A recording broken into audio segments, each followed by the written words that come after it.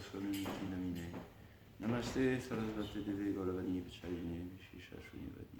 Pashkatya Deshatarine. Oh, j'ai oublié mes lunettes. Si.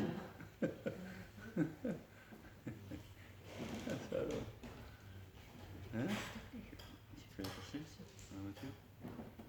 Bon, je vais commencer comme ça. Hare Krishna. Aujourd'hui, on va lire un autre livre. C'est un nouveau livre que personne ne connaît encore, je crois. Il est écrit par Gargamone. C'est un de mes grands frères en Dieu, américains. Le frère de Brahmananda Prabhu. Ça s'appelle, le titre c'est Gargamone, Serving Srila Prabhupada, 66 à 77. Alors j'attends mes lunettes, mais sinon, Gargamone Prabhu, un personnage de l'ISKCON, de Srila Prabhupada. Donc il a joint au tout début avec tous les premiers du Matchless Gift, en 65, en 66, quand Prabhupada vient juste de commencer vraiment son mouvement, le Matchless Gift. Et il y a son frère Brahmananda, russe, qui l'appelle en lui disant faut que tu viennes tout de suite, là, j'ai trouvé un swami, viens le voir. Donc il va tout de suite aller au Matchless Gift et il va tout de suite s'abandonner à Prabhupada. Ce qui est intéressant, bon, on le connaît, Gargamuni, de loin au moins, c'était une figure quoi, du mouvement. On le connaît dans le film sur 26 Second Avenue, vous savez, il y a un film comme ça, où le reporter interviewe les dévots de l'époque. Et il est assez amusant, lui. Il est couché comme ça sur le côté, là. Et puis il dit des trucs dans le style, oui, nous on est... Voilà, on est rentré dans notre monde, à Goloka, et on est machin, enfin voilà. Alors ça fait un contraste, quoi. On voit là un jeune qui est apparemment, voilà, hippie ou comme ça, et puis il est en train de parler sur des... Voilà. Mais j'ai été surpris parce qu'il raconte qu'en fait, Brahmananda et lui, russe et grec, leurs parents étaient très riches. Son père était PDG, il avait 2 usines, et ils habitaient en banlieue de New York, ou un petit peu loin de New York, grande maison avec plein de domestiques, plein de serviteurs, etc. Ils n'avaient jamais touché à rien, c'était une famille riche en fait, Brahmananda et Gargamuni. Et c'est intéressant parce qu'on voit la suite après. Disons, il n'était pas habitué à dormir par terre, entre guillemets. Pas du tout. Et son père, il n'était pas content quand ses 2 fils sont devenus des dévots. Il n'était pas content. Et sa maman est venue pour l'initiation, Brahmananda, Gargamuni s'est fait initier quelques jours plus tard. Elle est venue et Prabhupada, vous savez peut-être, c'est là où il a demandé à Brahmananda Prabhu de présenter ses obéissances à sa mère. Alors, boum, Brahmananda s'est levé, là, il est allé par terre, à 4 pattes par terre, devant sa mère à ses pieds. Donc Prabhupada a su apprivoiser un petit peu la maman qui avait aussi du caractère. Et l'ayant un petit peu adouci, Prabhupada a ensuite dit à la mère de Gargamuni, de Brahmananda, vous êtes vraiment une bonne personne, certainement, pour avoir donné comme ça 2 fils à Krishna. Si vous voulez, vous pouvez faire une donation. Il a perdu le nord. À ce à quoi la mère a répondu, ah ben alors vous, je vous donne déjà, vous m'en avez déjà pris 2 fils, je ne vais pas vous donner en plus une donation. Mes 2 fils. Voilà. Et ensuite, les parents faisaient pression. Gargamuni Prabhu est revenu chez lui. Et. Ah, merci. Revenu chez lui. Et son père lui a dit, ok, maintenant je commence à être âgé, tu prends la direction des opérations, c'est toi le PDG maintenant. Il a reçu chez lui, il a donné à manger et il a mis de la viande dans la soupe. Et Gargamuni, il a mis sa soupe. Voilà. Et il a dit, écoute papa, moi je veux bien travailler, bien sûr, avec toi, pour toi, prendre la suite, mais je ne pourrais pas manger la viande. Et le père lui a dit, dégage.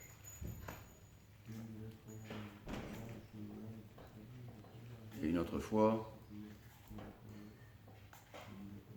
c'était où ça?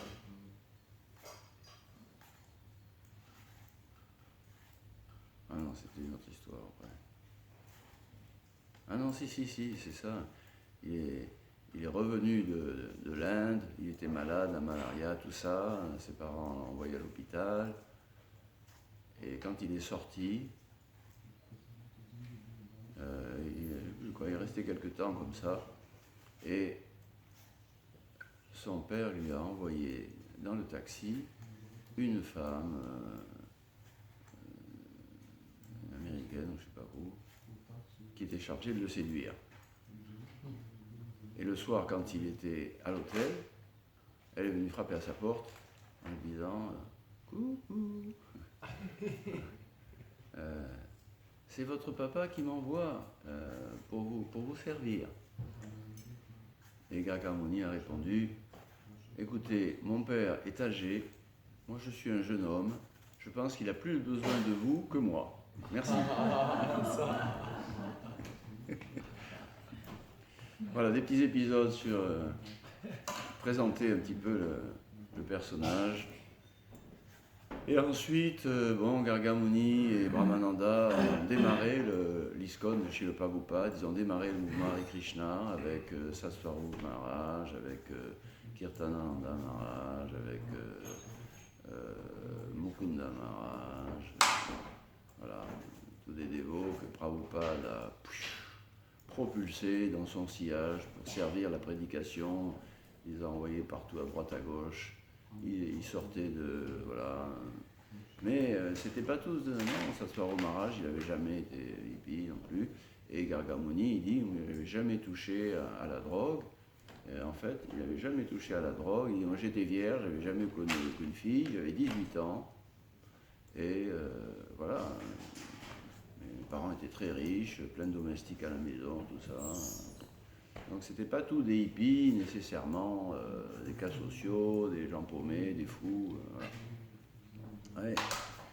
Mais Prabhupada, il a reçu avec grâce tout ce que Krishna tous les jeunes que Krishna lui a envoyés, et il les a directement propulsés dans la diffusion du Mahamantra Hare Krishna dans le monde entier, en faisant des instruments, Nimita Matra Tavyasa Sachin, oh Arjuna, expert archer, tu ne peux être qu'un instrument entre mes mains.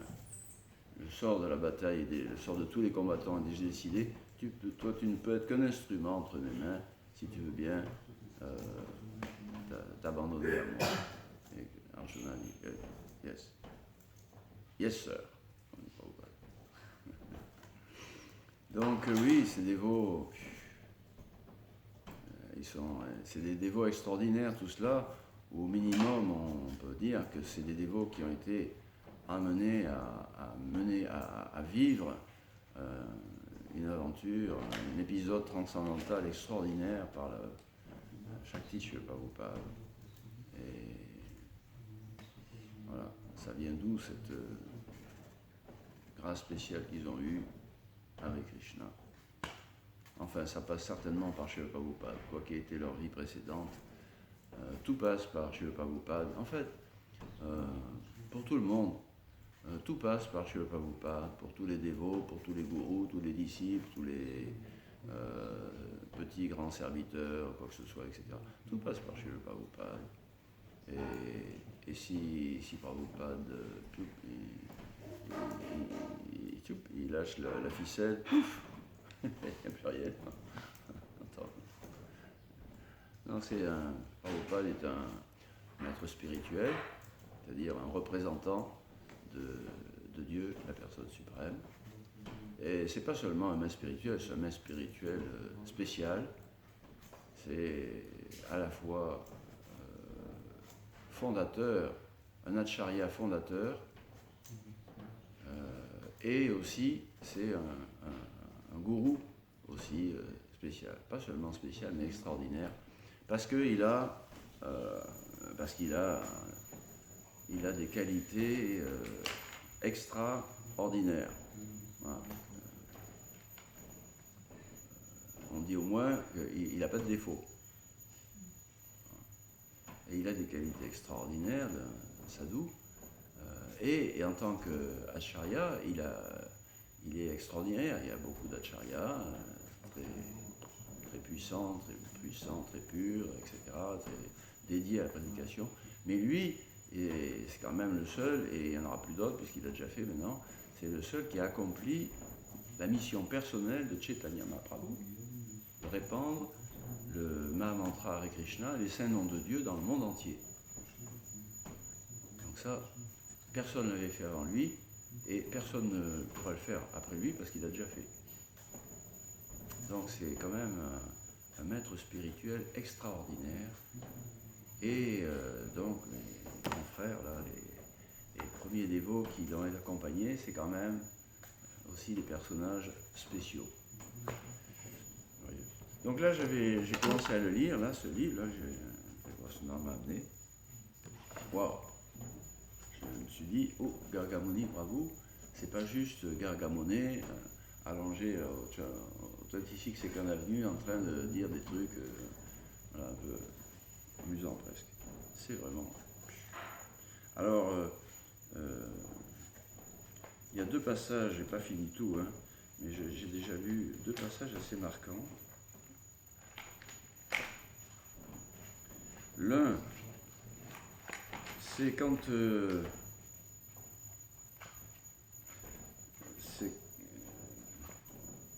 il travaillait beaucoup. Oui, Prabhupada lui avait donné ce surnom de Gargamone.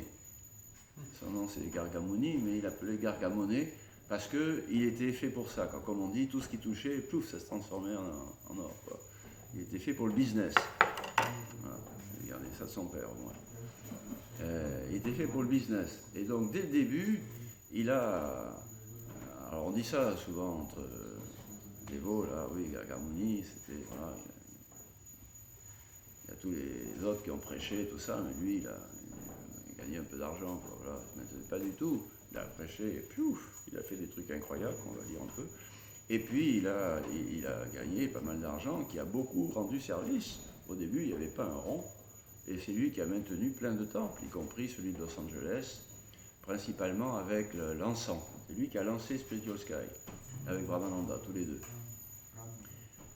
Ah oui, j'ai lu aussi qu'il a trouvé un Indien, il n'y en avait pas beaucoup, qui faisait de l'encens à Los Angeles. Alors les bâtons d'encens, vous savez, il y a le bâton, après il y a une substance autour, et puis après, pouf, on le trempe dans un parfum. Alors il avait, c'est un businessman, il a acheté, il a eu une réduction de prix, là, il a acheté par 10 000 machin. Les dévots n'avaient pas d'argent du tout pour le premier temple, à la Ciénaga, puis ensuite Vatseka. Et alors il a acheté ça, et puis l'Indien lui a vendu, puis il y avait déjà la substance autour, tout ça. Alors il a commencé à faire ça, et il lui a demandé, alors qu'est-ce que c'est le bâton hein, autour, qu'est-ce qu'il y a dedans? Alors, il lui a dit, c'est de la crotte de cochon. Séché. C'est parti comme ça. Puis le trempé, il a acheté des huiles essentielles, de safran, de tout ça, machin. Trempé, Krishna. Le début du mouvement avec Krishna. Voilà. Et c'est comme ça qu'il a réussi à maintenir le premier temple à Los Angeles, la Sinaga. Et quand Prabhupada a choisi le temple, celui de Watseka Avenue, il en avait choisi un autre, Prabhupada, un autre endroit, qui était plus beau, plus machin comme ça, mais il n'y avait pas beaucoup de place pour les dévots, et celui de Watseka, il était quand même beaucoup plus adapté pour les dévots, alors il a dit d'accord, mais il n'y avait pas d'argent pour l'acheter, et Prabhupada a demandé à Gargamuni de se débrouiller pour trouver l'argent. Il dit, écoute, tu t'appelles Gargamone, tu te débrouilles, voilà. Et Gargamone, il ne savait pas. Alors il dit, bon, ici, tout le monde te connaît dans le mouvement, c'était en 71, tout le monde te connaît, parce que tout le monde se connaissait à l'époque. Alors il a tout téléphoné, il a appelé à gauche, il a appelé à droite, et comme ça, tous les dévots, par miracle, il n'y avait pas d'argent, ils lui ont donné ci, ils lui ont donné ça, il y en a un qui avait un peu d'argent de l'école, de ses parents, il travaillait, il a réussi à venir ça, plus il a vendu plein d'encens de qualité suprême. Et il a donné à Prabhupada tout l'argent pour pouvoir acheter le Watseka Avino. Et ensuite il a continué aussi, il a fait donc, beaucoup de choses comme ça. Et Prabhupada était très, très, très content de lui.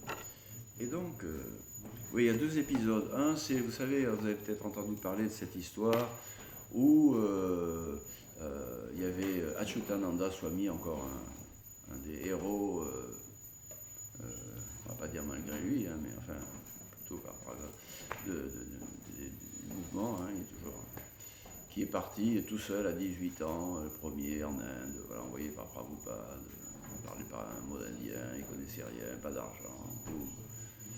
Et qui a lancé le mouvement en Inde, voilà, qui nous a donné les livres de chant là. Tout le monde découvrait les bhajans avec lui. Et donc, Achyutananda Prabhu, il arrive en Inde, Prabhupada lui avait donné l'adresse de quelques de ses frères, de certains de ses frères en Dieu pour qu'il ait un refuge. Et au bout de certains temps, il a été influencé, il y a eu des bonnes influences, mais il en a eu des moins bonnes aussi, des mauvaises, où les frères en Dieu, certains lui ont dit que tu sais, oui, c'est un maître spirituel, mais c'est pas le seul, il y en a d'autres, voilà, c'est peut-être pas le plus grand non plus, il y en a des plus grands, des meilleurs, machin, etc. Et il a commencé à appeler un petit peu son frère, enfin ses amis du début, en disant, vous savez, je suis en Inde, c'est incroyable, il y a plusieurs disciples de Srila Bhaktisiddhanta, et en fait, bon, Prabhupada, c'est un d'entre eux, quoi, c'est tout, voilà, voilà. Et ça a influencé un petit peu le mouvement, enfin certains du moins, qui ont commencé à relativiser la position de Srila Prabhupada en tant qu'un maître spirituel extraordinaire et un acharya mis en pouvoir par le Seigneur Chaitanya. Et il y a eu des signes que Prabhupada a perçus très très rapidement. Le nectar de la dévotion qui est publié, Prabhupada le prend, il ouvre et piouf, tout tombe en morceaux, les pages étaient mal collées, c'était pas de bonne qualité. Il y avait marqué Bhaktivedanta Swami, il n'y avait pas marqué Sadi Vingras, etc., fondateur Acharya. Enfin, différents signes que Prabhupada a tout de suite percutés. Et il a compris ça, que sa position était minimisée par certains de ses frères en Dieu, et qu'il y avait une conspiration pour le descendre. Et à l'époque, il essayait d'avoir des terrains en Inde pour ouvrir des temples, et d'autres de certains frères en Dieu ont fait opposition totale pour qu'il ait des terrains. Donc ils ont manipulé les politiciens en leur disant que voilà, il était en train de faire venir l'influence américaine, la CIA, c'est eux qui ont fait ça. Et ils sont allés voir les musulmans qui étaient propriétaires de ces trucs-là pour leur dire non, faut pas. Enfin, bon, ça chauffait quoi. Donc Prabhupada était très touché par cela. Et en même temps, justement, certains d'ici, parmi lesquels ceux de la première souche, là, ont été influencés. Et quand ils ont entendu parler de ça, par réaction par rapport aux doutes qui commençaient à s'installer, ils ont dit, qu'est-ce que c'est que cette histoire? Ils n'ont rien compris, les dévots. Prabhupada est quelqu'un d'extraordinaire. Ces disciples-là, ils vivaient que pour leur père, Prabhupada, leur gourou, leur acharya, l'émissaire du monde spirituel extraordinaire qui avait ils avaient dormi à côté de lui, ils avaient mangé, Prabhupada lavait leur assiette, enfin c'était leur sauveur personnel, et il n'existait que par chez Prabhupada, Swamiji. Et donc ils ont réagi overreacting à cette minimisation de Prabhupada en disant vous avez rien compris, Prabhupada est quelqu'un d'extraordinaire, et de toute façon il avait bien expliqué, le maître spirituel il doit être honoré au même titre que Krishna, il n'est pas différent de Dieu pour son disciple. Et ils en ont rajouté et dit en fait vous n'avez rien compris, Prabhupada c'est Dieu lui-même. Voilà. Et ça, j'avais lu quelque part, Prabhupada dit, il y a la pire des offenses, c'est de minimiser, blasphémer un dévot et de minimiser le maître spirituel. Mais plus grave encore que ça, c'est de maximiser le maître spirituel en disant qu'il est Dieu.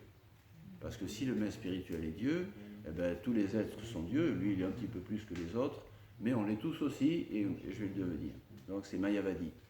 Et il a perçu cette influence Mayavadi, Prabhupada, qui venait de ces jeunes dévots qui, avant de rencontrer Srila Prabhupada, ils étaient affiliés à la mission Ramakrishna, certains, d'autres allaient voir un Swami, Nikilananda, qui était en costume cravate avec cigarette et whisky, et puis des vieilles dames qui lui donnaient plein d'argent, et il avait dit à... Oui. Non, il s'appelait Nikilananda Maharaj, c'était un autre américain. Maharaj ne buvait pas de whisky, il ne fumait pas, etc., même s'il s'habillait en civil. Et donc, ce Nikilananda, oui, il avait dit à Prabhupada, ouais, mais il allait voir le Dr Mishra, et il dit, je vais vous expliquer comment il faut faire. Vous allez voir, vous vous habillez en civil, bien, vous mangez avec eux, tout ça, et vous allez voir, il y a plein de vieilles américaines riches, et vous allez pouvoir les initier facilement, et vous aurez plein d'argent. Voilà, c'est le plan qu'il lui avait proposé. Okay. Bref, donc ils étaient influencés par leur recherche spirituelle préalable, et cette influence mayavadi que Prabhupada finalement, oui, il est divin, etc. Ils n'ont rien compris les autres, que c'est juste un être humain normal. Et ils ont poussé un petit peu ça pour contrecarrer l'autre. Et ça a été terrible, ça a fait un mélange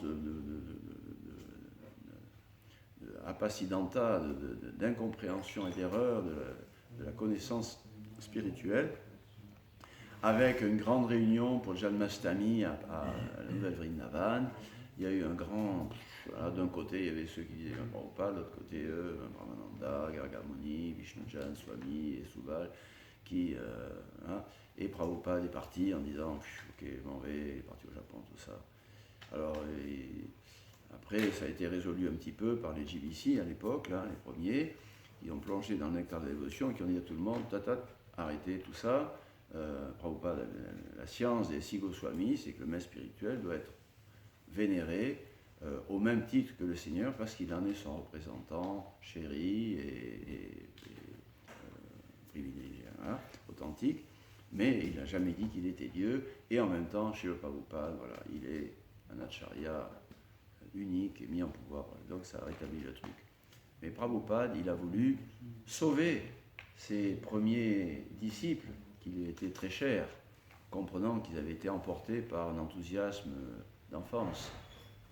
Et donc, il leur a donné sannyas et leur a dit, vous partez d'ISKCON et vous allez prêcher. Maintenant, vous ne faites plus partie de mouvement, mais vous allez prêcher. Il leur a donné sannyas. Boum. Brahmananda, Swami, Gargamuni, Maharaj, Subal, Maharaj, Vishnujan, Swami. Et vous partez. Et ils sont partis, tous les quatre. Rien dans les poches, un bâton à la main, exclu d'ISKCON, aucun refuge nulle part, Parivraja Kacharya. Donc c'est un passage que je voudrais vous lire. Et Prabhupada a été très content. C'était une punition. Hein? Avoir sannyas à l'époque, c'était une punition. Pour eux, oui. Pour eux. Pour eux, oui, spécialement. Surtout sannyas au milieu des États-Unis. Ah oui, oui, oui. Je vais essayer de vite retrouver ça. C'est plus une punition. C'est très difficile maintenant.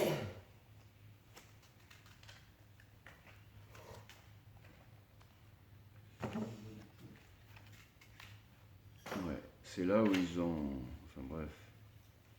Enfin, je me rappelle que quand ils racontent ça, là, waouh, ils dormaient partout sous les arbres, machin, sans rien, ils mangeaient rien. Et ils prêchaient toute la journée. Et lui, si je le retrouve, oui, voilà, la conspiration, les 4 sannyassis, voilà. Et lui, c'est lui qui a commencé Gainesville, là, Hare Krishna House, là, la distribution de Prashadam à l'université de Floride, là, de Gainesville. Et ça fait 50 ans que tous les jours, les dévots distribuent du Prashad là-bas, enfin, plein d'histoires. C'est lui qui a commencé ça à Gargamuni, et il raconte là-dedans qu'il n'avait rien, il ne savait pas où dormir, il dormait dehors, il n'avait rien à manger, et tout l'argent qu'il prenait, il mendiait pour cuisiner du Prashad qu'il allait distribuer. Et c'est comme ça qu'a commencé l'histoire de Gainesville. Ouais. Et finalement, il y a un jeune qui s'intéressait à lui, un étudiant en médecine, qui s'appelait Paul, et qui est devenu Pusta Krishna Swami. Et qui lui a dit, allez, viens chez moi, et qui lui a donné de l'argent de son truc, qui devait être diplômé cette année-là, justement. Et quand Prabhupada a su comment ça se passait, il a dit, bravo Gargamuni, viens me rejoindre en Inde, tout de suite. Et va prêcher, non pas viens me rejoindre, va prêcher au Pakistan. Tout de suite. Et Gargamuni, ok, j'y vais. Il n'avait pas d'argent, rien du tout. Et donc, ce Paul, c'est pour ça que je viens avec toi. Il dit, ah non, non, non, tu peux pas, c'est trop dangereux, puis t'es pas dévot encore, tout ça. Si, je viens, il a insisté. Il lui a payé le billet, ils sont partis tous les deux. Pleine guerre, machin. Alors,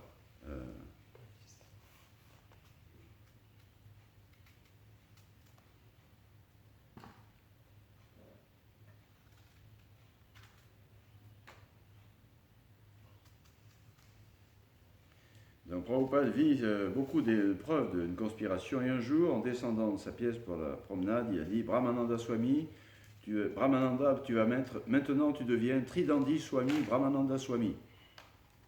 Il y avait beaucoup de dévots qui étaient là, Brahmananda était choqué, moi j'étais complètement confus.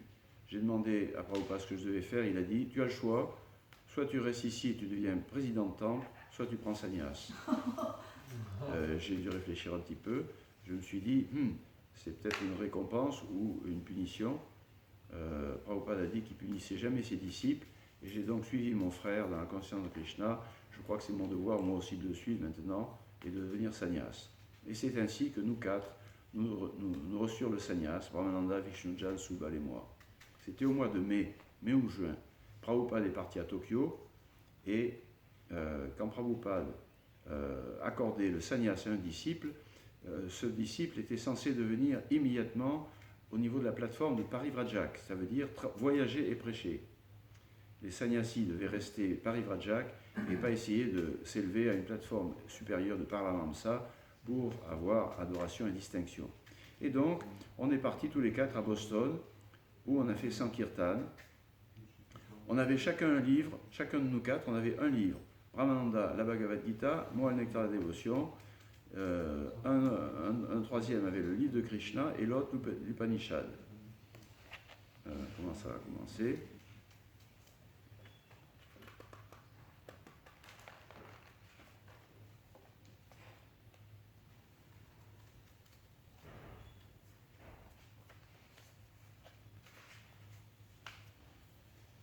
Voilà.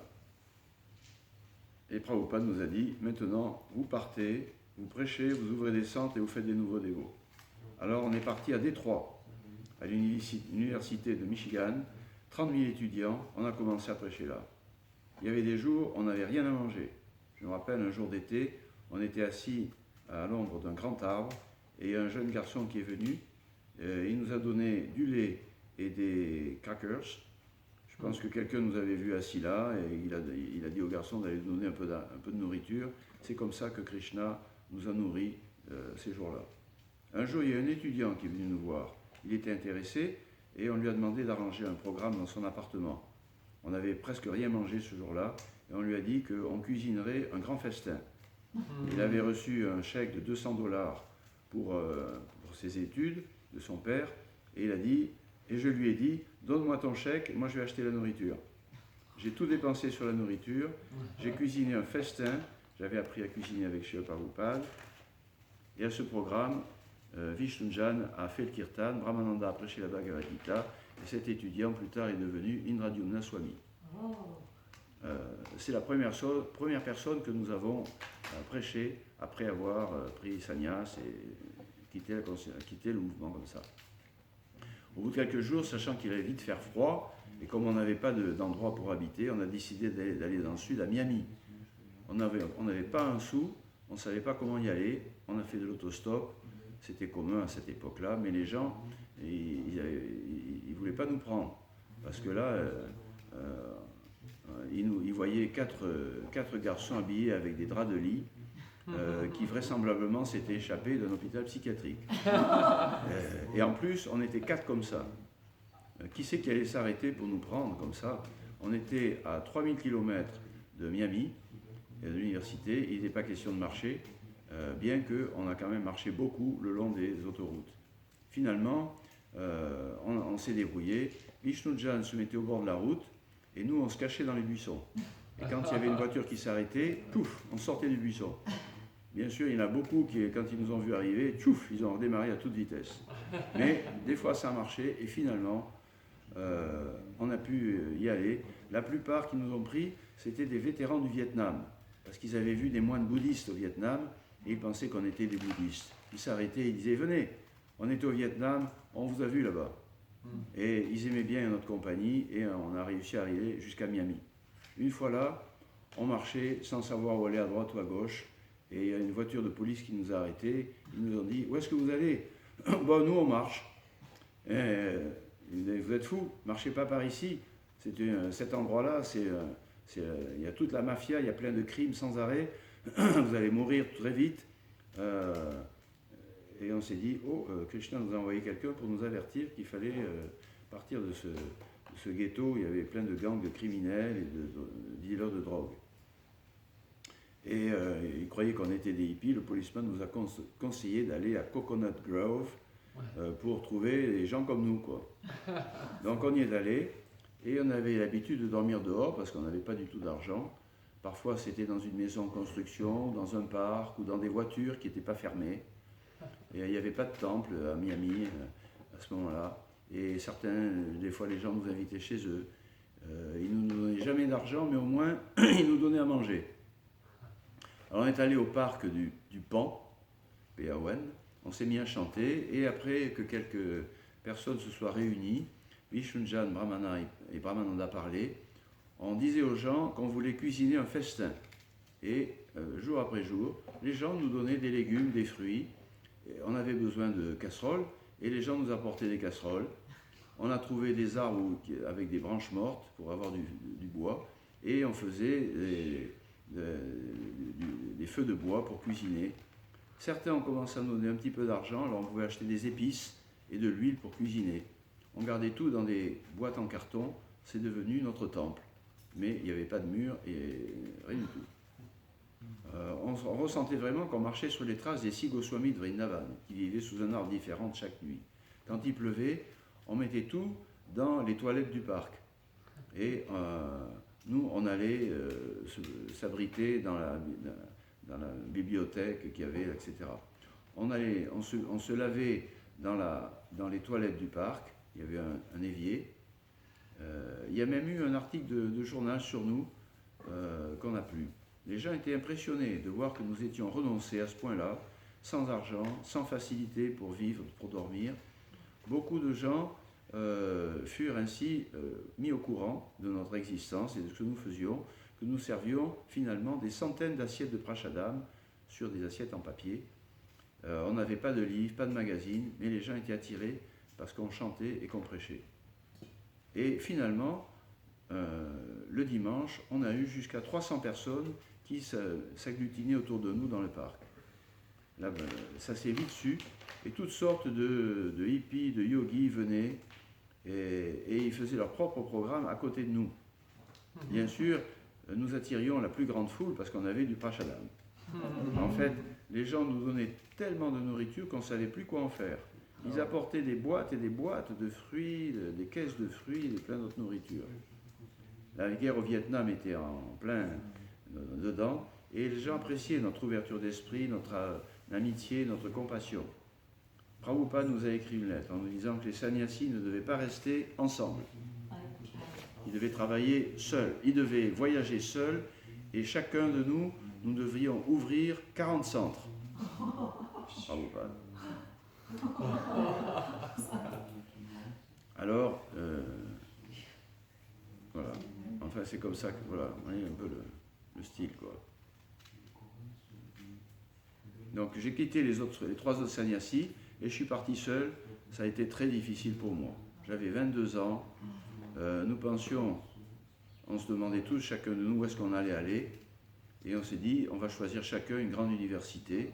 Vishnujan est parti à Austin, au Texas, Brahmananda à Tallahassee. Moi, je suis allé en Floride, à Gainesville. Et Brahmananda, lui, il a fait comme dévot au Chirvan Swami. Et à Gainesville, moi, j'ai fait beaucoup de dévots, y compris Amarendra, qui est devenu un avocat pour Bhaktivedanta Putra, etc. Enfin, Amarendra Prabhu, il fait plein de choses aussi. Et Pusta Krishna Swami aussi, qui est devenu le secrétaire personnel de Prabhupada. J'ai démarré la distribution de prasadam à l'université et c'est devenu aujourd'hui le célèbre Krishna Lunch. Au début, c'était très difficile. J'avais aucun endroit où dormir et je devais dormir à l'entrée des maisons, sous l'abri, là, juste le petit machin, au pied, à la porte. D'autres fois, je cherchais à dormir dans les églises où je dormais sous les pews, P-E-W-S. What is pews? P. It's like a big bench that they have in churches. Oh yeah, les bancs dans les églises. Voilà, je dormais sur les bancs d'église. Finalement, quelqu'un m'a permis de dormir dans une petite cabane, juste assez grande pour que je puisse m'y allonger dedans. Et là, je pouvais faire des Simply Wonderful que je me suis mis à distribuer à l'université. Je n'avais aucun livre, parce que dans l'ISKCON, on était considérés, nous, des outcasts, les sannyasis. Prabhupada leur avait dit de nous envoyer des livres, mais tout le monde a refusé. Quand même, on a réussi à ouvrir plusieurs centres et à faire des dévots sans livres. On sentait qu'on était mis en pouvoir par Prabhupada, et c'est un fait que lorsque l'on suit les ordres du maître spirituel, il n'y a aucun obstacle matériel qui peut arrêter notre service. C'est le secret du succès dans la conscience de Krishna. Au début, nous avions que les livres que Prabhupada avait amenés de l'Inde, les 3 volumes du Bhagavatam. On a essayé de les lire, mais on n'y comprenait presque rien. Et donc, on peut dire que Srila Prabhupada a commencé son mouvement sans livre. C'est pourquoi nous étions très, très, très désireux d'avoir la Bhagavad Gita telle qu'elle est publiée. C'est Prabhupada qui a inventé les Simply Wonderful, parce que ça n'avait jamais été fait avant, ni en Inde, ni ailleurs. J'ai acheté du lait en poudre, du sucre en poudre, du miel, du beurre, des fruits secs. J'en ai fait des boules. J'ai mis ça dans un bol et je les ai amenés à l'université de Floride, en plein milieu du campus. C'est une énorme université, 40 000 étudiants. J'ai mis le récipient à côté de moi. J'ai commencé à chanter Hare Krishna, et j'ai continué comme ça pendant 2 heures. La première fois que j'ai fait ça, tout le monde avait peur. Personne n'a pris de Simply Wonderful. Finalement, il y a un étudiant qui s'est penché, qui en a pris un, il l'a senti et il a croqué un petit morceau. Après ça, il a mis tout ça, il l'a mis entier dans sa bouche. En le voyant, il y en a d'autres qui sont venus et très vite, les Simply Wonderful ont disparu. 50 ans plus tard, le Krishna Lunch sert aujourd'hui 1200 assiettes de prasadam tous les jours à cet endroit-là. Ouais, j'y suis allé là, c'est fabuleux. Ils n'ont jamais arrêté. J'ai rencontré Amarendra à Gainesville, il m'a invité à rester chez lui dans sa maison, je dormais dans le salon, je suis allé à l'université, je chantais Hare Krishna avec mes kartals, assis sous un arbre, j'essayais de marcher sur les traces de Srila Prabhupada, qui avait commencé ainsi sous un arbre à Tompkins Square Park. Rapidement, j'ai commencé à servir du prasadam à 60 personnes tous les jours, en cuisinant chez Amarendra, et finalement, le marché des fermiers m'a donné des cartons de nourriture, tellement que je ne savais plus quoi en faire. Il y a des jeunes filles de l'université qui sont venues m'aider, je leur ai appris à cuisiner, et c'est comme ça que nous avons de plus en plus préparé des quantités énormes de prashadam. Un jour, je reçois une lettre de Prabhupada. Il me demande d'aller prêcher au Pakistan de l'Est, l'actuel Bangladesh. Prabhupada avait parlé dans une conférence en Inde, avec quelqu'un qui représentait une organisation religieuse en Inde et qui l'a mis au défi. Pourquoi êtes-vous revenu prêcher en Inde? On connaît déjà tout ce que vous dites. Pourquoi vous n'allez pas plutôt au Pakistan? En résultat de Prabhupada, il a dit, je vais y aller. Tchouf, Prabhupada a appelé Garga Muni, va partir au Pakistan tout de suite. Donc, j'ai dû partir au Pakistan de l'Est, au Bangladesh, et Brahmananda, lui, il est parti au Pakistan de l'Ouest, Karachi. Il nous a donné, Shri Prabhupada nous avait donné les services le plus difficile qui soit, parce qu'il savait que nous avions une foi indéfectible en notre maître spirituel et une dévotion indéfectible pour lui et pour le Seigneur Krishna. Et c'est un fait que nous étions prêts à aller n'importe où, à endurer n'importe quelle condition pour satisfaire chez le Prabhupada, parce que nous vivions comme des Parivrajacharya complètement dépendants de Krishna. Haribol. Je n'avais pas d'argent. À Gainesville, j'ai jamais demandé d'argent à qui que ce soit. Je demandais simplement des donations de fruits et de légumes et d'autres nourritures pour préparer le prashadam pour 70 personnes tous les jours. Ayant reçu cet ordre de Prabhupada, je me suis dit comment je vais faire pour aller au Pakistan. À ce moment-là, il y avait c'est l'histoire de Pusta Krishna, donc un étudiant qui commençait à s'intéresser et il est devenu un des leaders dans l'ISKCON plus tard en tant que sannyasi. Et voilà, je lui ai dit que je devais aller au Pakistan de l'Est. Immédiatement, il m'a dit qu'il voulait aller avec moi. J'ai essayé de le décourager en lui disant qu'il devait d'abord finir ses études, il devait être diplômé cette année-là, mais il a insisté et finalement j'ai acquiescé. Il m'a donné 3000 € et on est parti en avion. On est parti d'abord à New York. Moi j'étais en sannyasi habillé, lui en brahmachari, et c'était l'hiver. J'ai mis un gros manteau, comme ça les musulmans à l'aéroport ne me reconnaîtraient pas comme un hindou.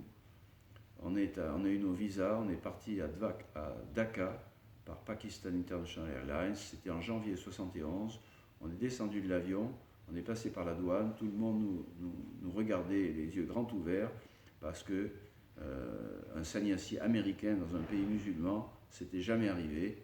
On est sorti de l'aéroport, on ne pouvait pas avoir de taxi, on a vu des cars qui étaient on a vu des voitures qui étaient en train de brûler.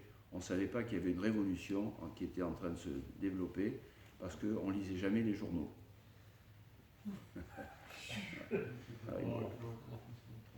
Prabhupada a appris qu'il y avait une guerre civile au Pakistan qui venait de démarrer et donc il m'a écrit en me disant qu'il ne fallait surtout pas y aller. Mais c'était trop tard, j'y étais. On a marché quelques kilomètres jusqu'à un hôtel avec 300 personnes qui nous suivaient. C'est là où nous avons appris que la population du Pakistan à l'Est voulait être indépendant de l'autre Pakistan parce qu'eux, ils étaient de culture bengali et ça n'avait rien à voir avec les Pakistanais musulmans de l'autre côté. Donc, mais les dirigeants, c'était les musulmans. Donc, il dit, tous les militaires qui étaient partout, c'était les soldats Pathan du Pakistan de l'Ouest. Et ils étaient gigantesques, plus de 1,90 m, alors que les Bengalis, eux, sont tout petits, en général. Alors on a appris qu'il y avait une branche de la Gaudiya Math à Dhaka, fondée par Bhaktisiddhanta Saraswati Thakur dans les années 30, avec des mourtis de Radha Krishna, etc. Voilà. Donc ils sont allés là, il n'y avait personne, et ils se sont mis là-dedans, il n'y avait pas de toit, enfin voilà, c'était en construction. Et ils ont commencé à faire un programme le soir, il y avait une grande pièce, et jusqu'à 500 personnes sont venues à assister au programme tous les soirs, parmi lesquels beaucoup d'étudiants musulmans. Ils sont allés ensuite, nous sommes allés à l'université de Dhaka, musulmane, on allait chanter Hare Krishna, on prêchait, les étudiants nous posaient des questions intelligentes, et très vite ça s'est connu comme une traînée de poudre dans les journaux partout, et donc la population, ils étaient plus encore attirés par la culture hindoue, Bangladesh, Chaitanya Mahaprabhu, tout ça, mais c'était, voilà, le gouvernement c'était musulman, et ils avaient fait venir plein de soldats Pathan de Pakistan, voilà.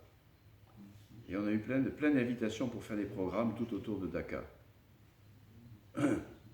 Il y avait des manifestations à l'époque, mais la guerre n'était pas encore officiellement déclarée. Un jour, on était invité à Sylhet, au bord du Gange. C'était très long. On a pris un bateau pour y aller. Ça a pris 1 jour et demi.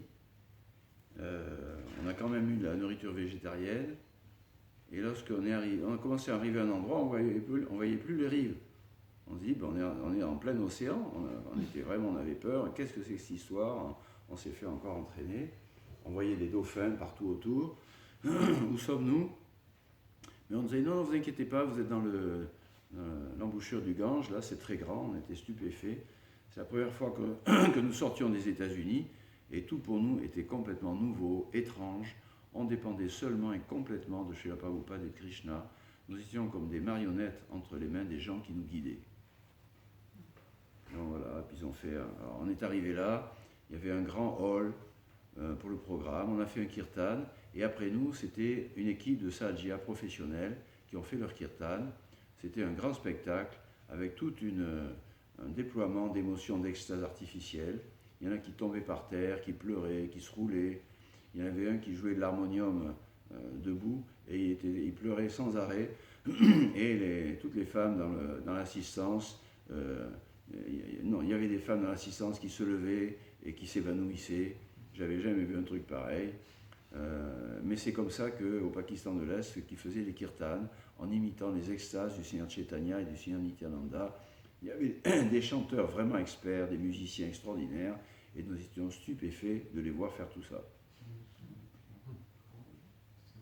De retour à Dhaka, on faisait des programmes tous les soirs. Et dans ce temple de la Gaudiya Math, et tous les soirs, c'était plein à craquer. Le brahmachari qui était là, qui habitait là, nous donnait du prashadam, mais on est tous devenus malades. On est tous les deux devenus malades, parce qu'on n'avait pas du tout l'habitude de manger de la nourriture à l'huile de moutarde. Et en plus, il n'y avait pas, bien sûr, d'eau en bouteille à l'époque, et on buvait du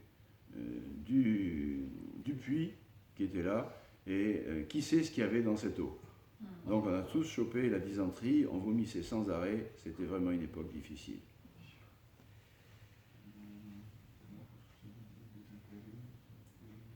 Ah oui, là aussi, hein. J'ai rencontré beaucoup de professeurs hindous intelligents de l'université. La masse des gens étaient très pauvres, mais les gens intelligents, c'était tous des docteurs, des avocats et des professeurs, la plupart hindous. Même les musulmans qu'on rencontrait étaient bien. Il n'y avait pas de fanatiques, c'était bien. Et plus tard, après, pas plus tard, juste après, quoi. J'ai demandé à certains professeurs de traduire en bengali des petits livres, Qui c'est qui est fou, la formule de la paix. Et on est resté 3 mois comme ça. J'ai pu imprimer 2 livres bengali. Et tout d'un coup, la guerre a éclaté officiellement. Tout d'un coup, les bombes. Alors voilà, on est avec l'histoire de l'Ukraine, là, Prabhu qui nous disait, on s'est réveillé un matin, boum boum, tout d'un coup, boum, les bombes barrent, les enfants crient, ils partent. Tout d'un coup, les bombes se mettent à tomber du ciel. Il y a des escadrons meurtriers de fanatiques islamiques partout. Ils font des croix sur les portes de tous les hindous éduqués, les médecins, les avocats et les professeurs. Et la nuit, les escadrons de la mort vont et ils tuent toute la famille. Ouais. Et il dit juste, cette année, là, en 2022, le moulin musulman qui a 94 ans, qui avait organisé tous ces meurtres, il vient d'être pendu l'année dernière. Donc tout le monde est parti, tous les Américains sont partis, à part un à l'ambassade. Et comme il y avait la guerre, on ne pouvait plus distribuer nos livres. On a voulu partir, mais on était quand même déterminés à exaucer l'ordre de Prabhupada, à suivre son instruction. Même mon compagnon, Brahmachari Paul, le futur Pusta Krishna, était sans peur. On nous a averti que le temple allait être très vite attaqué et les murtis détruites. Alors on s'est dit, il faut vraiment qu'on quitte le pays dès que possible. Alors on avait des billets d'avion. Il y avait une grève la nuit, c'était couvre-feu la nuit. Et donc la journée, on a réussi à trouver un taxi qui nous amenait à l'aéroport. C'était très dangereux, il y avait des soldats partout. Sur la route de l'aéroport, il y a un char avec une mitraillette qui s'est tourné vers nous tout de suite, en joue. Mais il n'a pas fait feu, on était terrifiés.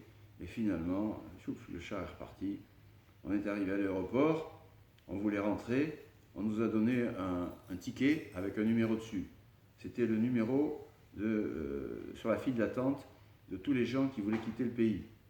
Et nous, on avait le numéro un peu plus que numéro 15 000.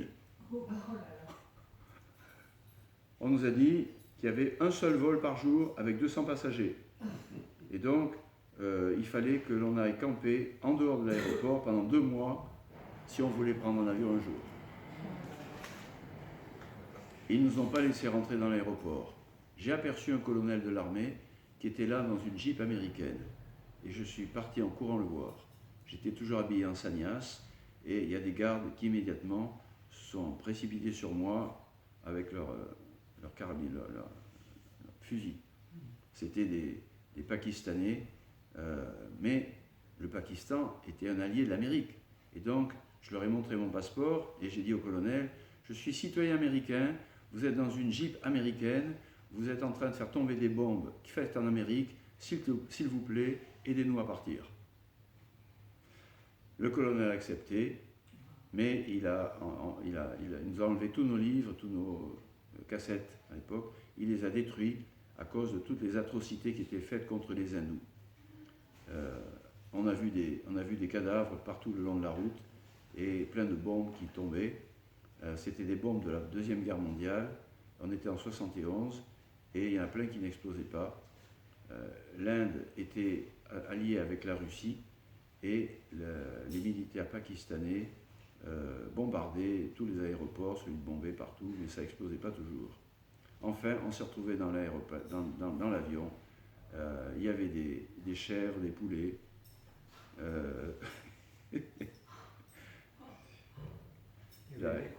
Des chèvres et des poulets dans l'avion.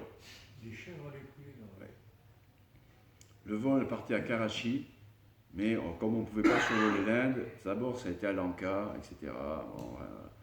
Bon, finalement, on est arrivé à Karachi après 23 heures de vol, soulagé. Je savais que mon frère était là, mais lui, il ne le savait pas. Non, mon frère était là, mais je ne le savais pas. Et lui aussi ne savait pas que j'étais là. Donc d'abord, on a pensé, on va aller à l'hôtel. Mais lorsqu'on est allé dans un hôtel, ils ne nous ont pas permis d'y aller parce qu'on était habillés comme des Indiens. Et j'ai dit, non, on est des Américains, on est vos alliés. Il dit, enlevez d'abord vos vêtements. Il dit, non, ça, je ne peux pas faire ça. Et ils nous ont dit, partez. On est allé à l'Armée du Salut chrétienne, et là, ils nous ont donné une pièce. À la réception, il nous a dit, les gens sont fous, les gens sont vraiment fous, hein, ils vont dans les villages, et ils donnent du lait aux enfants affamés, mais eux, ils n'en prennent pas. Ils pensent que s'ils boivent le lait, ils vont devenir chrétiens eux aussi. Et j'ai dit, mais notre maître spirituel il nous a envoyés ici, on va quand même voir ce qu'on peut faire. Alors on s'est dit, on va peut-être aller, donc il était reparti pour prêcher, quoi. Alors, on va aller à l'université de Karachi, en disant que les gens, peut-être ils sont intelligents comme ceux du Bangladesh, etc. Alors quand on est allé au département des religions comparées, on s'est dit, ils doivent étudier toutes les religions, ils ne seront pas fanatiques, mais la première fois qu'on s'est assis pour chanter Hare Krishna sur le campus, les étudiants nous ont lancé des pierres, en hurlant « Repartez en Inde ! Vous êtes des Américains, vous n'êtes pas des Indiens, vous portez des habits indiens, qu'est-ce que ça veut dire ?» Ils nous ont accusés d'être des agents de Gandhi, Indira Gandhi. Et au Pakistan, on était accusés donc d'être des agents qui étaient en guerre avec l'Inde, des agents d'Indira Gandhi. Et puis, quand on était en Inde, on était accusés d'être des agents de la CIA, mais en fait, on était des agents de Krishna. Même mon nom fut imprimé en première page du journal de Calcutta en tant que Gregory Scharf, Gargamuni Swami, chef des opérations CIA du Bengale.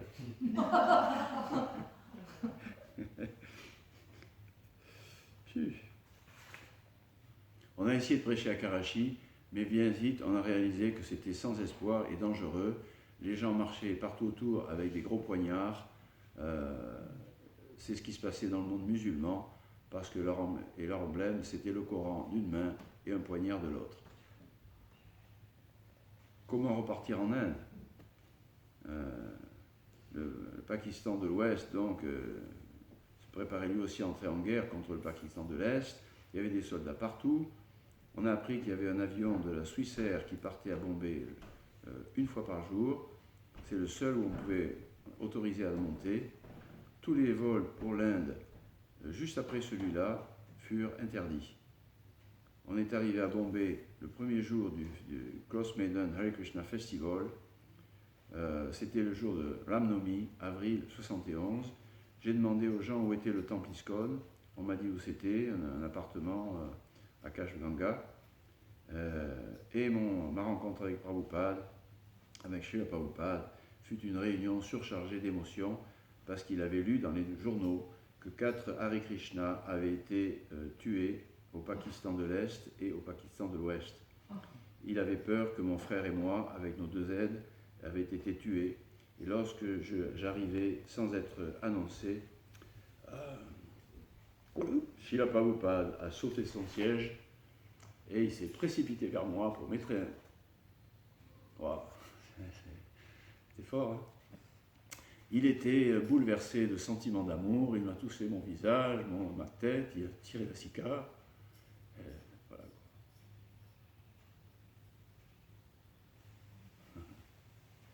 Ouais, j'étais choqué moi aussi. Prabhupada avait littéralement sauté de son siège, il avait couru pour me prendre dans les bras, et comme un fils perdu qui était retourné après longtemps. Les dévots étaient tous stupéfaits, c'était un jour de jeûne, c'était Ram Navami. Srila Prabhupada a ordonné à son serviteur de cuisiner un festin et des pourris du sabji pour moi. Ram Navami, fasting, Prabhupada, voilà.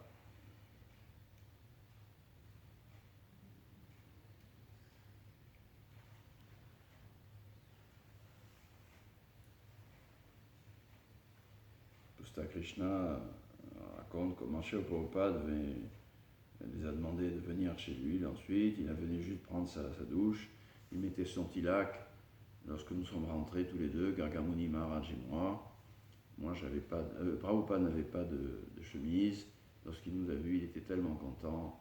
J'ai offert mes dandavats. Gargamuni Maharaj m'a introduit à Prabhupada en disant il a abandonné ses études de médecine pour devenir dévot. J'ai dit à Prabhupada que nous revenions juste de la guerre au Bengale de l'Est, Bangladesh. Prabhupada avait énormément de reconnaissance.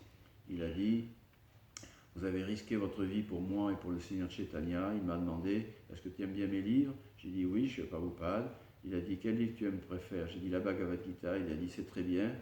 Et lorsque je suis sorti de sa pièce, M. Prabhupada a dit à Gargamuni Maharaj je vais en faire un sannyasi. J'avais 21 ans. C'est la première fois que j'ai rencontré Prabhupada. Ouais. Ben voilà, il est 9h. Jai. Gargamuni Prabhu qui Jai. Il y a toujours un Pakistan de l'Est et de l'Ouest? Ben non, hein, c'est le Bangladesh maintenant qui est un État indépendant. Il y a une guerre avec le Bangladesh et l'Inde s'est allié avec le Bangladesh pour se défendre des Pakistanais. Ah voilà, c'est ça. La guerre du Bangladesh, c'était ça, quoi. Les Bangladeshis ont voulu être indépendants du Pakistan. L'Inde s'est alliée avec eux, mais donc ils sont devenus indépendants. Mais le gouvernement, c'est musulman, hindou? Ah oui, c'est musulman. C'est musulman, c'est ça. Le gouvernement est musulman. La majorité de la population, je crois, est plus, je ne sais pas s'ils sont. Ils sont musulmans, mais il y a encore beaucoup de. Mais il y a encore beaucoup d'hindous, voilà. Malheureusement aussi persécutés. Et qui sont continués à être persécutés régulièrement, récemment. Parce qu'il y a un train, une voie ferrée là, qui lie donc une ville du Bangladesh avec l'Inde et qui assure encore des échanges, Des échanges, avec le Bangladesh. Une fois, j'ai été à Dakar. Rien d'extraordinaire, hein, vraiment. C'est juste que. Voilà. Je me rappelle, on est parti. La première fois que je vais en Inde, c'était avec tous les dévots. Je ne sais pas si vous étiez là, quand on est allé en Inde. Ah ben non, c'était en 79 peut-être. Donc finalement, tous les dévots de Sankirtan, là en France, boum, on est parti en Inde pour le Gorpurnime. Ouais, c'était en février. Et je me rappelle, c'était Indrad Swami, pas Swami à l'époque, qui nous a emmenés. On avait pris un avion de Soviet Airlines, là, Aeroflot, un truc pratiquement à pédale, et avec des hôtesses de l'air, la barre au menton, et ceinturons. On est descendu, il y avait une escale à Moscou. On descend à Moscou, tempête de neige, on était tous bien sûr en dhoti, en sandales, en pied, tout ça. On descend sur le tarmac, il fallait aller à pied jusqu'au bâtiment de l'aéroport. Bourrasque, la neige, tous, on était tous en extase bien sûr. On nous a mis dans une pièce de l'aéroport, on était, je ne sais pas combien, on était une trentaine. Et alors là on était assis, il y avait tous les soldats russes avec la grosse truc sur la tête, là, les kalachnikovs, les machins, les mecs, les Russes, quoi. Puis, ils étaient tout autour de nous. On était tous comme ça. Alors, il y a une Adonai qui nous a dit, ok, allez, Krishna, Krishna, Krishna, allez, là. Allez, Krishna, tout. Allez, Krishna, Krishna, Krishna, Krishna. Allez. Ils ont regardé comme ça. Ils n'ont rien dit. Alors après, j'ai commencé. Hare Krishna, Krishna, Krishna, Hare. Ils disaient rien. Tout le monde. Hare Krishna, Krishna, Krishna. Au bout d'une minute, il a commencé. Hare Krishna, Hare. Puis on a vu que ça se passait pas trop mal. Ils ont regardé vraiment de plus en plus comme ça, ils ne disaient rien. Et puis là, on a fait. Boum, on a bondi en l'air. Alibo, Alibo, Alibo. Je crois que c'était le premier grand kirtan qu'il y a eu en Union soviétique, en 71, en 79. Là. Et là, ça a duré quelques secondes. Ils nous ont sauté sur le paletot. Ils nous ont sauté dessus. Ils ont pris Indrad Swami, ils l'ont emmené à l'interrogatoire pendant 2 heures. Finalement, ils nous ont libérés. C'était pas mal, quoi, une histoire, une aventure. Et l'avion, ensuite, il se posait à Dakar. Je me rappelle parce qu'on est arrivé à Dakar, on n'avait rien mangé, parce qu'à l'époque, de toute façon, c'est comme ça, quand on est dans un avion, on ne mange pas la nourriture, hein, pas de problème, quoi. Bon. Donc, on n'a rien mangé, et on était confinés dans l'aéroport de Dakar pendant je ne sais pas combien de temps, avant de repartir à Calcutta. Et on a réussi quand même à envoyer un des nôtres à l'extérieur pour acheter à manger. Et qui c'est qui est allé? Eh ben, c'est un musulman, c'était Akhileshvara, Bhakta Aziz. Donc à Bhakta Aziz, il a parlé musulman, hein, et il est sorti, et il est revenu avec un gros fromage, un gros panir. On a fait un gros panir comme ça. Et on s'est tous coupés comme ça. Et quand on l'a mangé, il était dur, sec et plein de morceaux de sel dedans.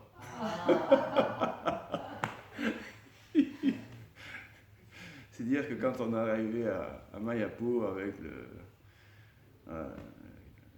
Kitri là-bas et tout ça, là, bon voilà ma petite histoire, mais je ne veux pas faire oublier tout ce que Gargamuni Prabhu a raconté. Et il y a plein d'histoires assez. Alors Gargamuni Prabhu, qui est vraiment un leader et puis un pionnier, qui a vraiment véhiculé les principes fondamentaux de la conscience de Krishna selon Srila Prabhupada. Comment se fait-il qu'il n'ait pas réussi à avoir un consensus avec les autorités actuelles de l'ISKCON et qu'il ait été un petit peu mis de côté, vu un peu comme un dissident, pestiféré, enfin bon. C'est pas tout le monde dans l'ISKCON qui le voit comme un dissident pestiféré. Après, peut-être que du point de vue pour la sauvegarde de certains cadres institutionnels, je pense, mais je ne suis pas au courant d'autres histoires là, moi, mais bon, le BBT, des choses comme ça, parce qu'ils publient avec Brahmananda les livres, tout ça, et c'est important que les BBT restent dans le cadre avec 50%, etc. On a dû dire non, non, là, vous ne pouvez pas faire ça, ça va trop loin, etc. Mais c'est comme dans une famille, hein. S'il y en a un qui fait un truc qui n'est pas bien, on dit ah non, non, tu ne veux plus, mais quand même, voilà. Vous savez la chanson de Aznavour, là. Elle va mourir là, maman. Il y a même Giorgio, le fils maudit, avec des présents plein les bras. Et tout le monde se retrouve, quoi. Donc c'est pareil, quand il y a des réunions à Vrindavan, qu'il y a Brahmananda, ou qu'il y avait, parce qu'il nous a quittés maintenant, Gargamuni, tout le monde rigole, quoi. Petits gredins qui font des trucs comme ça, mais en même temps, voilà, avec Krishna, quoi. Il faut savoir, voilà. Enfin, moi, je ne veux pas rentrer dans les détails parce que je ne connais pas non plus, etc. Donc, c'est juste, voilà, je les ai vus tous les deux frères à Vrindavan. C'est touchant, quoi. On se rappelle sur tout ça et on sait, voilà, puis ils n'ont pas quitté, voilà. Mais vous savez, je ne sais pas si ça s'applique vraiment, mais d'un point de vue général, quand on peut parler vis-à-vis de ça, quand il y a des dévots aînés, on va dire, hein, et qui ont voilà, un bagage derrière eux aussi, et qui semblent ensuite soit se disputer avec certains autres, etc. Il vaut mieux pas trop rentrer dans les détails et prendre parti, parce que c'est à un autre niveau, il n'y a pas de dispute, c'est une dispute de famille, quoi. Puis après, on va jouer à la pétanque ensemble, quoi. Voilà, voilà. Yudhishthir Maharaj, Arjuna, Duryodhana, machin, et le soir, voilà, on jouait à la belote ensemble, quoi. Ils se retrouvaient en campement. Ah, bah alors Duryodhana, waouh, ça a été aujourd'hui, on y a mis un coup. Hein. Ah, t'as été bon, hein, là, hein. T'as ça. Ah ouais, mais toi aussi, hein. Bon, c'était peut-être pas comme ça, mais quand même. Ils ont envoyé des bombes sur leur descendance aussi. Oui, aussi, donc c'était pas juste si copains que ça. Mais quand même, on apprend que, voilà, Prabhupada, le soir, entre kshatriyas, voilà, ils avaient fait leur job, quoi, et ils se retrouvaient, quoi.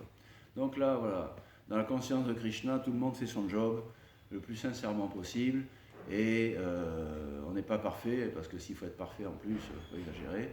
Et donc, avec le temps aussi, chacun a envie de... certains peuvent avoir envie de quitter l'armée, où je ne vois qu'une seule tête, ou l'uniforme, et de faire leur propre truc. C'est pas nécessairement démoniaque. Voilà, ils ont appris à chanter Hare Krishna, ils sont affiliés à leur maître spirituel Prabhupada, etc. Et bon, voilà, alors il faut faire attention à ce que ça ne devienne pas un courant qui va nuire à l'autre aspect de la conscience de Krishna. Donc ça demande pas mal de maturité, de tact, d'affection, je ne sais pas de quoi, pour arriver à faire le grand écart des fois entre ces différentes soi-disant factions, ces trucs-là. Et si on ne sait pas trop, il vaut mieux pas prendre des positions trop tranchées, parce qu'après on pourrait le regretter peut-être. Je me rappelle d'un dévot qui s'était adressé à, on va dire, un grand général de l'armée de ISKCON, là, et qui s'était mis un petit peu sur son cas, par écrit, il a dit oui, un tel, là, il n'y a que ça qui ne va pas quand même, etc. Là, et à la fin de la lettre, il a dit, mais voilà, une fois que tout ça sera plus ou moins réglé, il restera un grand général, et moi je suis toujours un petit mirliton de l'armée. Voilà, donc oui, c'est bien de voir le mouvement de Chaitanya Mahaprabhu. Et dans le mouvement de Chaitanya Mahaprabhu, il y avait beaucoup de...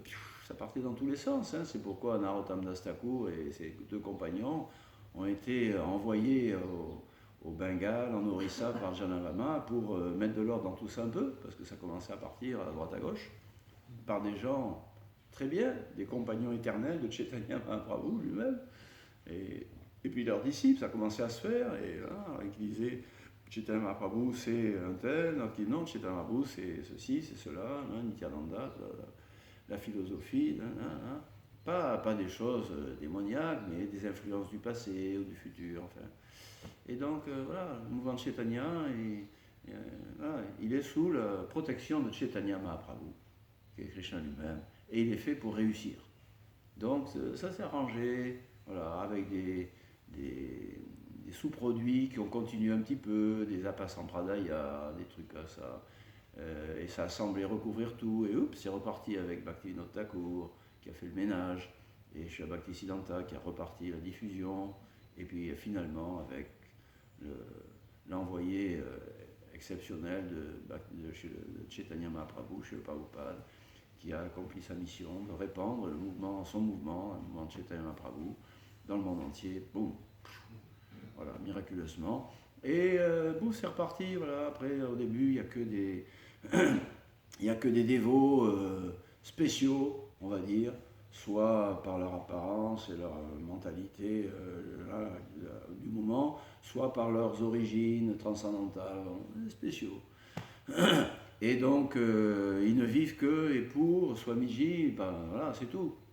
Et après, le mouvement grandit, et c'est la magie de Prabhupada, d'ISKCON, et Chaitanya Mahaprabhu, et Prabhupada, et tout ça, ça grandit, et puis ça prend différentes couleurs, différentes formes, et il y a la relation avec le gourou, et puis il y a le service avec la mission, plutôt que l'institution, ça fait très règle, pouf, voilà, il n'y a rien qui se passe, non, c'est dynamique.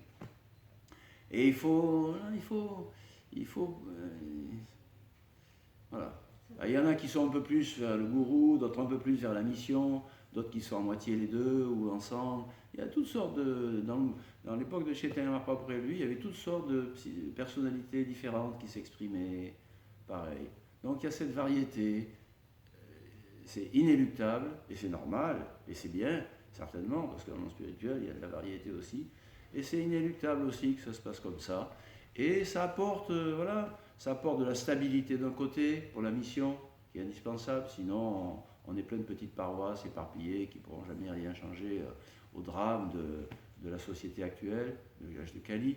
Donc il y a cette unité qui est le propre de la mission de Chaitanya, des Six Goswamis, de Bhaktisiddhanta et de Prabhupada, et qui n'est pas là dans les autres missions, qui sont aussi des missions Vaishnava, mais qui n'ont pas cet aspect d'unité, sans ambition personnelle, et vraiment, voilà, bon, c'est pas dramatique ni démoniaque, mais voilà, c'est important, cette stabilité, donc. Et d'un autre côté, il y en a qui sont aussi plus portés sur l'aspect personnel, avec la personne de Prabhupada,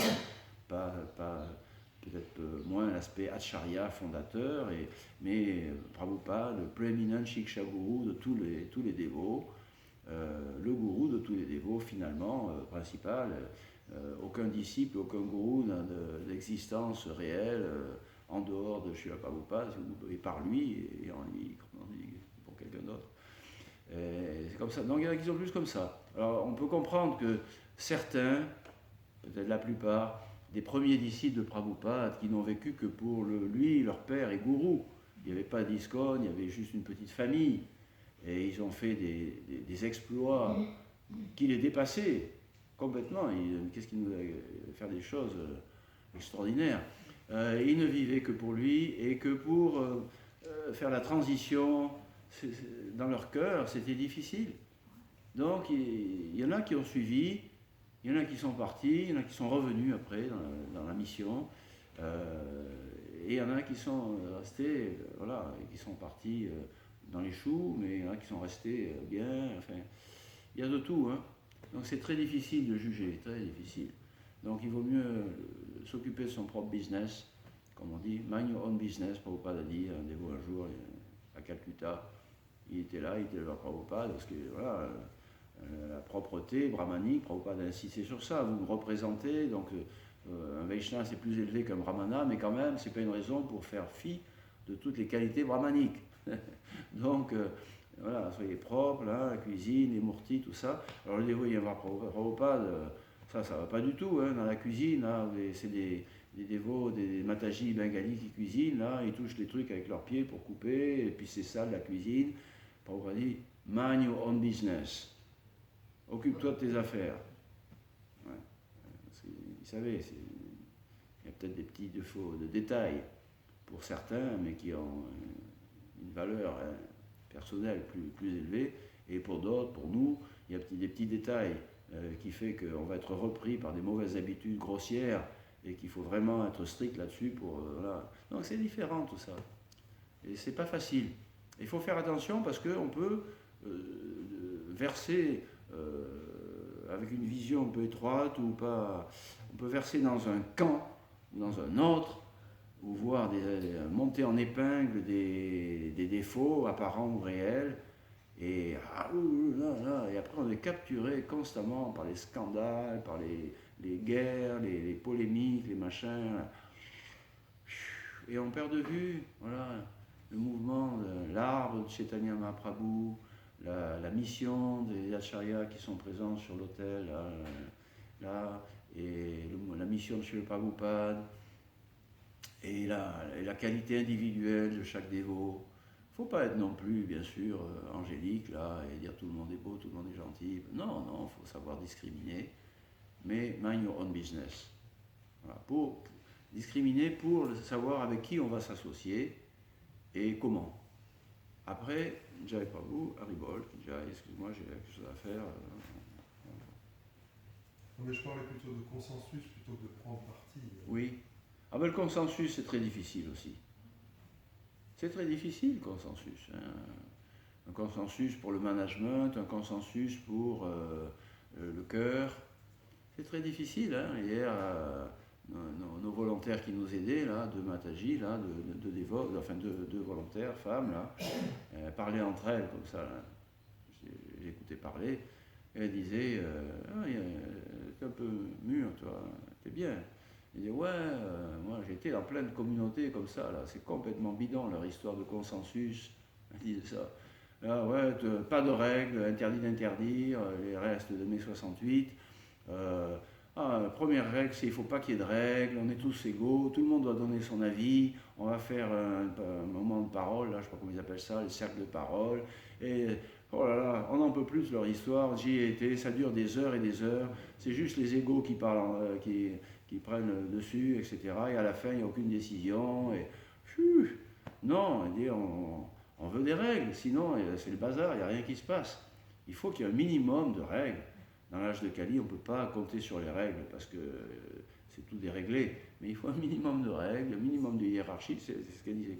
Il faut qu'il y ait un minimum de hiérarchie, etc. Si on veut avancer, voilà. Et en même temps, on sait aussi qu'on est sujet à la passion, à l'ignorance. Et au milieu de ce minimum de règles et de machins, il y a des défauts, il y a des erreurs, etc. Kaler Dosha Nidelajan, voilà, Asti Eko Madguna, Kirtana de Krishnasya Mukta Sangha Pramajet. Si on est sincère et sérieux pour chanter le Mahamantra Hare Krishna en compagnie des dévots, en attirant d'autres, on peut espérer qu'on va arriver à bon port en naviguant au milieu de tout ça, quoi. C'est pas facile. C'est pas facile. Krishna. Au secours. Merci beaucoup d'être là. Parce que sinon, c'est vrai, hein, on pense tous des fois de temps en temps, bon, je repars chez moi, dans ma chambre, là, ça suffit, quoi. Ou dans mon appartement, ou dans ma ville. Mais de pouvoir rester ensemble, et justement avec cette consensus superficiel, ce qui est déjà beaucoup, et éviter les polémiques, les scandales, les camps, les machins. Il y en a partout des trucs comme ça, quoi. Et pouvoir chanter Hare Krishna avec un peu de sourire, d'affection, voilà, avec Sibylle qui n'a pas compris, elle croit encore qu'elle va y échapper, mais on sait que nous c'est.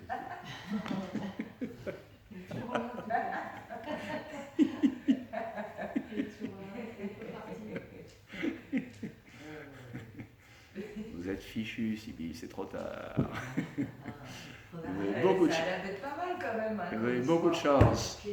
Bah écoute, le piège me semble douillet.